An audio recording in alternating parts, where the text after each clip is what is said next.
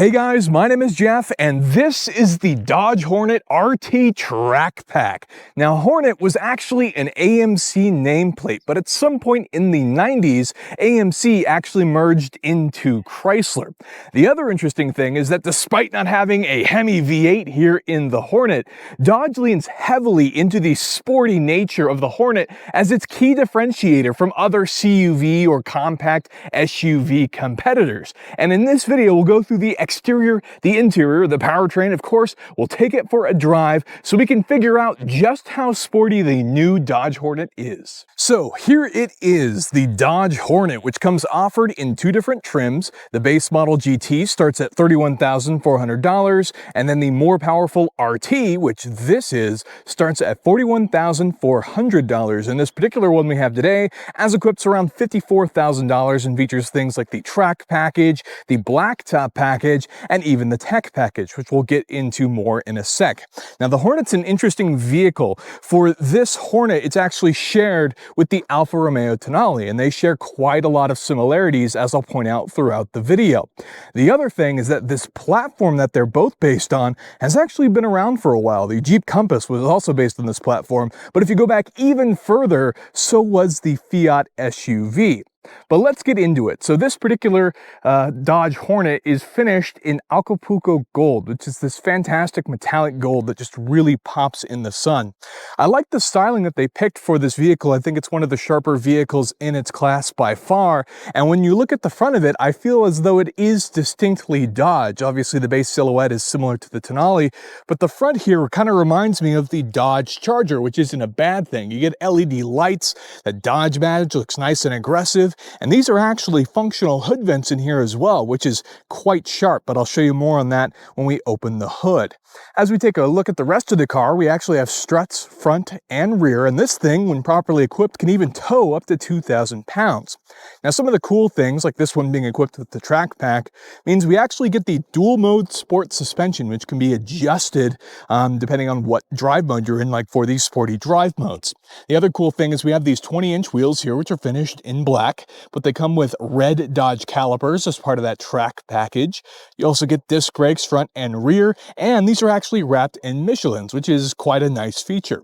Some of the other things that come as part of the blacktop package, we get these black mirrors, a lot of the badges that you'll see throughout, including this very nice Hornet badge. I quite like this, and the Hornet badges on the rear. So all of that is, of course, now black as part of the blacktop package. Quite an interesting vehicle. Cameras on the mirrors, keyless entry, tinted rear windows. We do have the glass roof on this model.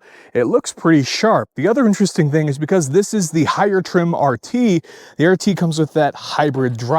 So this locking side is going to be your regular gas, and over here on the driver's side is actually going to be the electric filler for the plug-in hybrid nature of this vehicle, which is pretty interesting. If we take a look at the back, of course, LED lighting. I like that the Dodge logo is sort of integrated here in the taillights. The black badging I mentioned earlier. We can see we have a dual exhaust, a bit of that body color spoiler, not too shabby, but more importantly, if we go ahead and pop this, we can actually get access to our power hatch, which is a pretty cool feature. Now, there's not a ton of storage back here. Obviously, you make a little bit of that sacrifice, but having it sort of sporting in nature, but not too shabby. I quite like the way that this thing looks. So with that, let's go ahead and hop in the interior. So next, let's move on to the interior. If we open it up, the first thing you'll notice is that this looks just like the Alfa Romeo Tonale. We have these big paddle shifters that are taken right out of the Alfa Romeo Quadrifoglio. And if we look in the center here, these toggle switches, the screens, all very, very similar, but we'll talk more on some of the differences there in a sec. This interior is obviously finished in black, and the track package includes things like these heavily bolstered Dodge seats, which look great, especially with the red accent stitching. You even get a bit of leg bolstering. But my big gripe with these that I have to just get out of the way is the RT Plus package comes with heated and ventilated seats from the factory, and by opting for the track package, you lose ventilated seats. So these are still heated power seats, but they no longer have the ventilation, which to me is a bit of a downgrade because I live in Phoenix, Arizona, and right now it's over 110 degrees outside. So I really, really want my ventilated seats. Now, maybe that changes depending on what area you live in. Like I said, these are still heated. So if you live somewhere where it's usually cold but not hot, then you'll still retain the heated functions. Even the steering wheel is heated, but more on that later. First, I want to get into the back seat. If we go ahead and open up the back here, you can see the interesting door cavity for the windows there. But we can go ahead and climb in and we can see that pattern is repeated back here. So with me sitting in the back, I have the seat set up for me. I'm about 6 foot even. And as you can see, I can actually fit back here. Now my head is basically touching the roof, but what I am impressed by is the fact that my knees, although they are touching the back of the seats, are not digging into the seats. So I could actually sit in the back of this car if I had to and drive somewhere. I wouldn't want to be back here for a road trip, but you can certainly fit adults back here for whatever you need, and you'll definitely fit any kids. So that's kind of nice to know. Now the seats aren't overly comfortable, so you may not want to spend prolonged periods back here, but still you have the usability. You can fold it down if you want the added storage, and they even feature vents back here, which is a nice feature that you don't see always in the more compact cars. And you even get some chargers, storage pockets, pretty nice usable space back here. They even get their own lights, so it's actually not too shabby for the size of the vehicle and the class, I should say. We'll go ahead and hop back in the front here so we can take a look at, more importantly, the technology. So if we go ahead and hop in, we do have these special pedals as part of the RT Plus and track package. Push to start, everything beeps and whirs to life. You can see all sorts of cool graphics, Dodge themed stuff that makes the vehicle feel a bit more special. I like the Hornet there on the gauge cluster that has these sort of hexagonal shapes, almost like a nest. But anyways, let's get into it, starting with what's right in front of me, and that's going to be our digital gauge cluster. Now here on the left is actually our speedo, which also has the gas ratings, but on the right is actually going to be the tach, which also has the battery, because this is a plug-in hybrid after all. And the plug-in hybrid currently is at 0 because we used up all of our charge, but it's important time to show you some of the various options that are available using this e-drive modes button. Now obviously you have hybrid, electric, e-save, which will actually try and preserve some of the battery charge, and then the standard hybrid mode, which is what I spent most of my time driving this vehicle in. But obviously you have a fair amount of flexibility in there, especially with that electric mode, as we'll talk about in the powertrain. Now moving on to the steering wheel here. This is a flat bottom Sporty steering wheel, heated leather, nice and comfortable. It looks gorgeous. You have, of course, your various cruise control settings here on the left side, so the lane keep assist, all that type of stuff. That drive mode buttons from earlier. And over here we have our managing buttons, so you can change what's on the display, including our volume controls and even some of our voice control activations. So that's pretty straightforward. I also want to talk about these paddles more. We mentioned how they came from Alfa Romeo. These are obviously here for manually shifting through the 6-speed automatic, which also has a manual shifter over here. And to put it in the manual mode, you simply flick it over. You can see the plus and minus, and now this is in the manual mode. So quite nice. I like that we have the physical shifter here so you don't get confused as to what gear the car might be in. Our next digital display here is about 10 inches, and this one, of course, Apple CarPlay, Android Auto, navigation, Bluetooth, all that type of stuff. But we should also talk about the fact that this has some of the various comfort settings. Now, while right here, you'll notice the dual zone climate control temperature settings on the left and the right for the driver and passenger, fan speed, basically just AC settings here. Things like the heated seats or ventilated seats, if you don't get the track package, and even your heated steering wheel, are going to be accessed here through the touchscreen. So would have been nice to see an individual button for that, but nonetheless, it's easily available, and you can even sync and change some of your other AC settings here. Now, more interestingly, perhaps, is going to be the vehicle information section here. Now, obviously, right now we have it in the e-hybrid mode, and you can actually see this sort of power run feature that shows you where all of the electricity is flowing throughout the vehicle. This is something you'll find in Toyotas and other vehicles like that. I think it's kind of fun to watch because you can see how the vehicle's using the various power, when it's sending power to the rear or the front wheels for that all-wheel drive, and saving the battery and just being efficient. So kind of cool to even show you the kilowatts, which is just an interesting feature. You could even mess with the e-save, which can actually determine certain percentages and exact exactly how you want to use your hybrid system. So you could specify that for you, which is kind of a cool thing that you don't see really in any other hybrids. There's some other information in here, including performance gauges. After all, this is the sportier vehicle available, turbo boost gauge, and even a torque thing. I would take this with a grain of salt though, and some various controls and just other settings that are all generally available. So it's kind of cool, pretty simple here, a nice touchscreen that could be a little bit distracting while driving.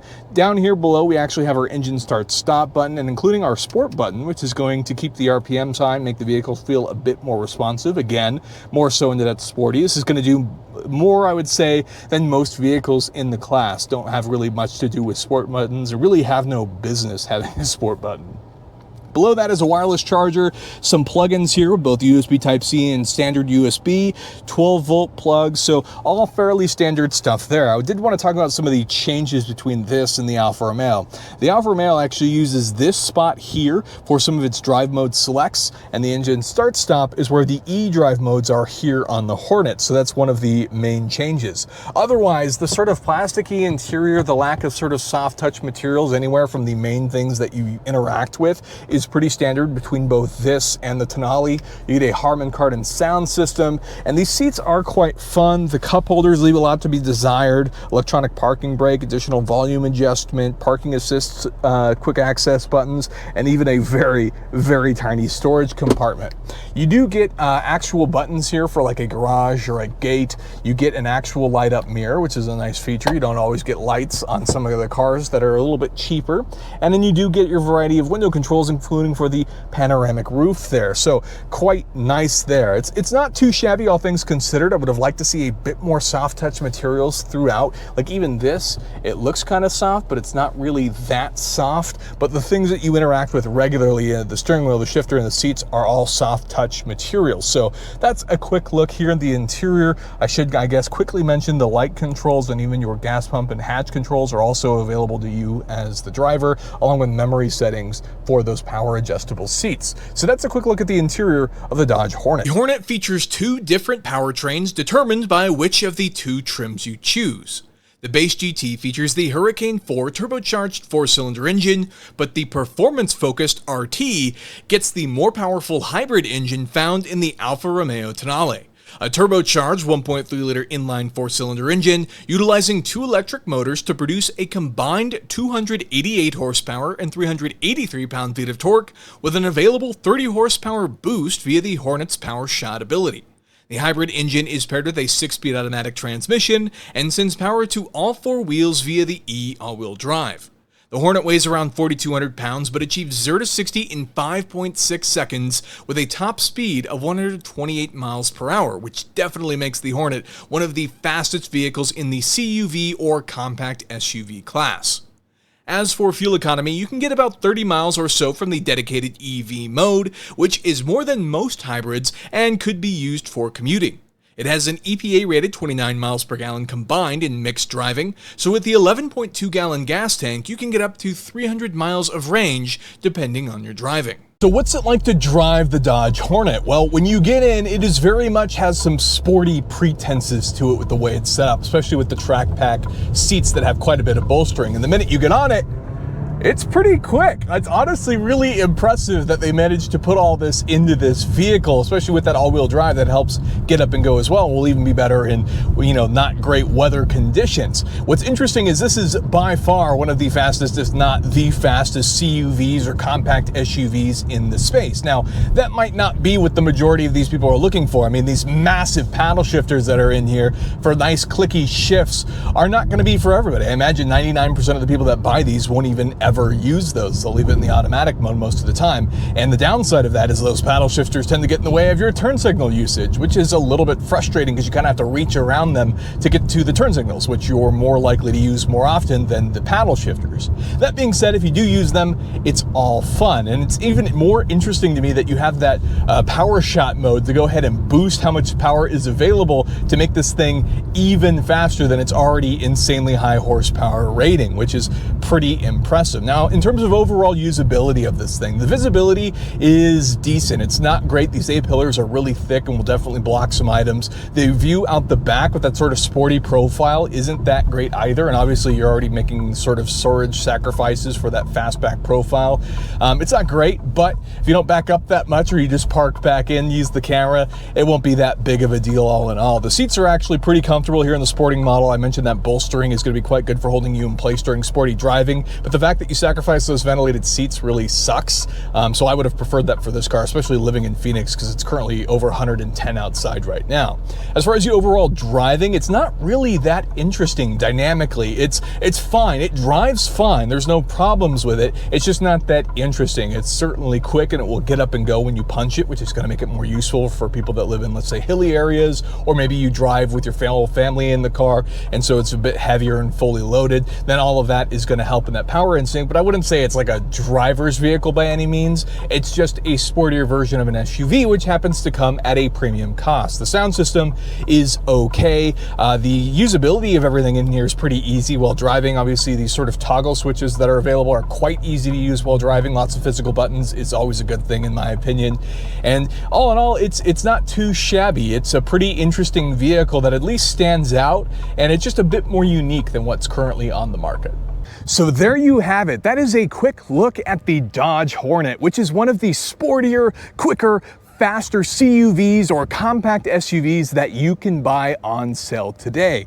The real question comes as, is it a good fit for you? Now, if you're looking for the fastest, sportiest SUV, I would say that this is it right here from a compact CUV point of view. Of course, there are sportier, faster SUVs that are typically larger, but this one's a bit more affordable. How much more affordable? Well, it is one of the more expensive vehicles in class, but it does come with quite a few different features. There are some things that I would point out though. Some of the things like the track pack, which changes those seats out and gets rid of your seat ventilation.